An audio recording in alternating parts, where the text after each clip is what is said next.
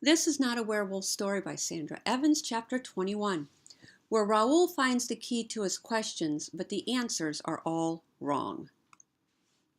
On the steps of the school, Dean Swift and Miss Turn stop me. Their eyes drill into me. "Straight to bed for you," the dean says. I'm hot and sweaty. There's an 88% chance I'm going to barf. I sit down hard on the bottom step. "He's knackered," Miss Turn says. Dean Swift bends over me. Something small and metallic falls out of his pocket and lands on the step. A key. I point to it, but he has already stood up. His head is swiveling around, searching for help. "We need a pair of strong arms to get you up to your bed," Dean Swift says. I barely hear him. My eyes focus on the little key. The top of it is in the shape of a lighthouse. The key to the turret. I set my hand over it. I need the recipe cards more than ever. "Mr. Tuffman!" the dean shouts. "Mr. Tuffman, come here!" While he's shouting, I slip the key into my pocket. I hear Ms. Turn scolding the dean. "You're going to humiliate him. Really, Oliver? You haven't got a clue, have you?" I look up and see Tuffman heading toward us. That's when I realize the dean wants Tuffman to carry me up to my bedroom. Are you kidding me? I jump up and take the steps 2 at a time. Dean Swift and Ms. Turn can hardly keep up with me. The sooner I get into bed, the sooner they'll leave me alone. I have the key to the turret, and the answers to all of my questions are in that recipe box. Dean Swift flips on the light in my room. "You will stay in bed until tomorrow morning. We can't risk a relapse." He turns to leave, then stops in the doorway. The air feels heavy all of a sudden. He's going to say something that maybe I don't want to hear. "We all make mistakes, Raoul," he says. I nod. The scratch Tuffman gave me throbs. I'm glad it hurts because I deserve it. "It is through our failures, not in spite of them, that we triumph," the dean says softly. "You disappointed me this morning. You made me very, very proud this afternoon." I swallow hard and look down. "Pajamas," he says as he turns out the light. I put on my pajamas and listen to him and Miss Turn bickering as they walk away. It's funny. They act like old friends even though she's new. I can't make out what they're saying, but I have a feeling it's about her shooting the cougar. I think she calls him a twit. Did he just tell her to put a lid on it? I listen until the hallway is quiet. I open my door and peek out.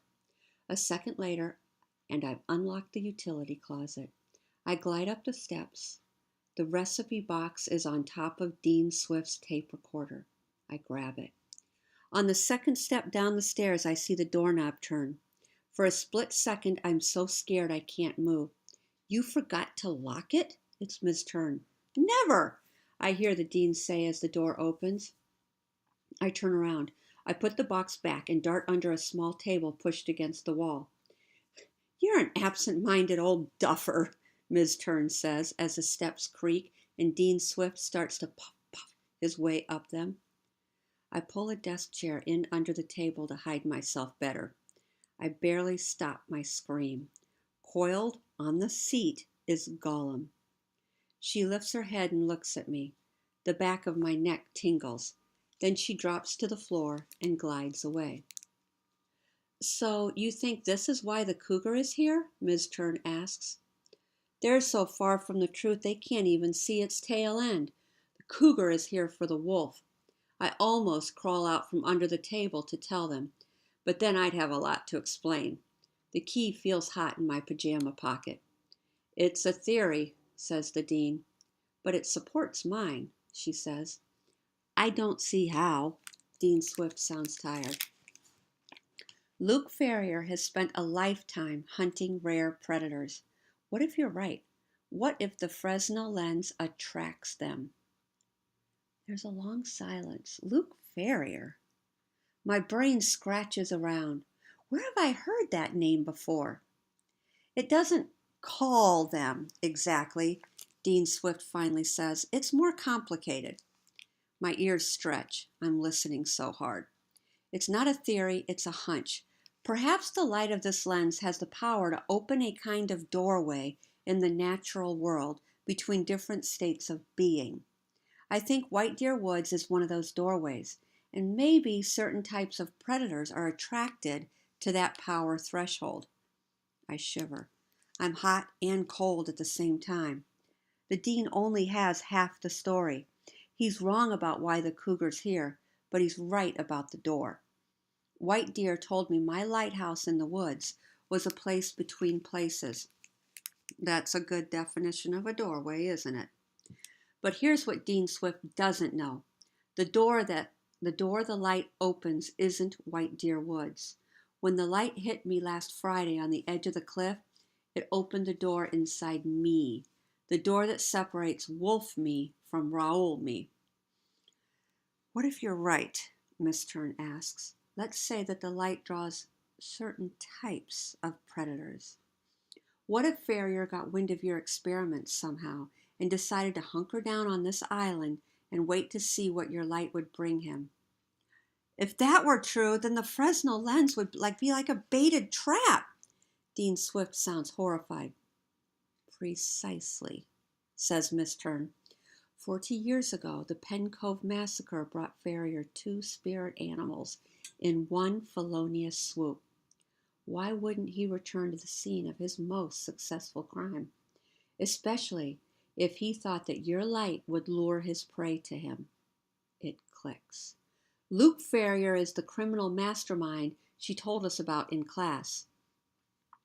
I've been fiddling with the light for years, Dean Swift says. Why would he show up now? It doesn't add up. It does, in fact, add up. This fall, when you sent me the fundraiser flyer for your school, and I saw the photo of your new coach, I knew it was him. The bio matches perfectly. I've been following Ferrier for years, always one step behind. 7 years ago, the trail went cold. Interpol determined Ferrier must have died. I moved on to elephant poachers. But 7 years ago, that's just about the time Tuffman broke his back, isn't it? It's been one surgery after another for him since then. No wonder he hasn't been in shape to hunt. Miss Tern should stick to tossing shivs and reading novels. Tuffman isn't Luke Ferrier, and he isn't here to hunt the cougar. He is the cougar. Dean Swift isn't buying it either. How could our coach be your Luke Ferrier? Look, she says. It's a photo of Ferrier taken in August 1970, just after the massacre. That photo is 40 years old. Stay on topic, Oliver. The resemblance is uncanny. I am on topic. He looks 30 in that picture. Does Mr. Tuffman look like a 75-year-old man, or is he ageless? It's not rocket science, it's arithmetic. I hear Miss Tern's heels click angrily on the wood floor. Didn't you see him try to kill that snake? Tell me how many coaches at primary schools carry hunting knives about in their pockets of their tracksuits. And do you care to know how I came by that rifle? Tuffman, Ferrier, was out hunting cougar with it. The man is a predator. And take our little prodigy, our little Raoul with his big eyes and sharp teeth. What does she think I have to do with it? And I don't know if I like that description. Raoul hates him. That boy has instinct. Today, in fact, I saw him shake Tuffman's hand. Her voice slows. I hold my breath. I didn't know she was watching us. What did she see? I saw Tuffman's knees buckle, as if Raoul, the skinny thing, gripped his hand too hard. And I walked by just after. Your coach's face was white with pain. Blood was seeping into his shirt where Raoul had touched him. Dean Swift doesn't say anything. Oliver, she asks. Yes. You do realize that Raoul is one of our kind. My eyes get watery. So it wasn't a dream the other night. She really did tell me her mother was an orca. Her mother must have been one of the ones Ferrier filled with rocks, or one of the white ones that disappeared. No wonder she hates him. My face is wet, and I turn my head to wipe it on my shirt. I think of White Wolf and how alone I would be if I lost her. In the silence, I can feel Gollum staring at me from some dark corner. I try not to sniffle. What kind are we? You think it would make me happy to find out that it's not just me, my mom, and Tuffman. Instead, I feel a little angry. I don't know why, but shouldn't they be trying to help me? The dean just stands there with his hand resting on my mom's recipe box. I can't see his face. What is his second self? It's too early to know. It'll be years before he's called, Dean Swift says, and you must be mistaken. Our kind or not, a child his size could hardly have injured Mr. Tuffman. That was a low blow, Dean. He's a mole, I bet. Don't they have eyes that can't see? I'm telling you what I witnessed.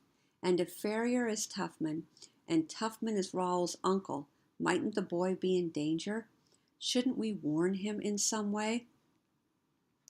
During the long silence that follows, I get nervous. My hands get damp, and I can feel the blood beat in my throat. What are they going to do about me? We shouldn't be talking about this, the dean finally says. He smacks his desk with his hand. Keep the woods in the woods, Nicolette. It's the way we survive. We know each other there, and that's enough. He's far too young to be shifting anyway, and even if he were, I can only help him if he asks. I'm not allowed to intervene, and you can't either. It's the way. His words sink in. Finally, something one of these two says makes sense. We know each other in the woods. We don't talk about it. We keep ourselves separate. That's what my gut has been telling me to do all along. It's how our kind has managed to survive, the dean is saying, and hearing him explain it gives me a feeling of peace. I understand the rules, the way, of my own kind instinctively. It's why nobody can help me. I will figure it all out on my own.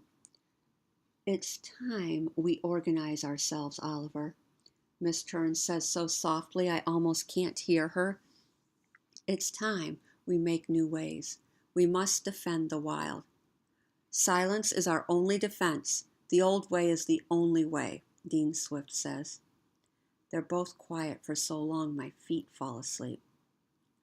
Turn off the light, Miss Turn finally says, until we know what it does. How can I know if I turn it off? Show me more than one old photo in a cold trail. Until then, I'll believe the most rational version of events. Ferrier is a very old man or a dead one. His days of destruction have ended, and Coach Tuffman is an Olympian who has boxed up his medals in order to forge a new relationship with his long-lost nephew. There's no talking sense to you. Miss Turn stomps down the stairs. Dean Swift tinkers around at his desk for a while. Gollum, he whispers. The snake slithers across the floor, and he lifts her onto his desk. Guard the light, he says with a little smile in his voice. Then he takes the stairs slowly, his knees creaking as loudly as the steps. And at the door, I hear him mutter, "Now I must find that key."